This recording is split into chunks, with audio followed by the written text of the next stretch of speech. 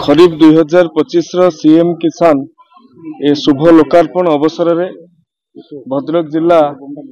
रे आज जो अखी मुठी बुणवार अनुकूल होती आशा करी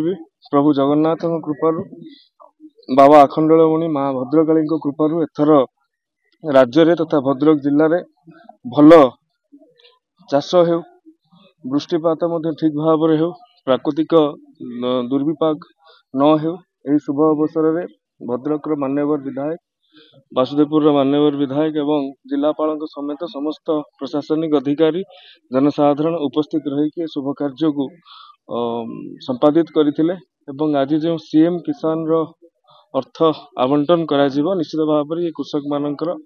अर्थनैतिक मेरुदंड को सुदृढ़ करिबार सहायक।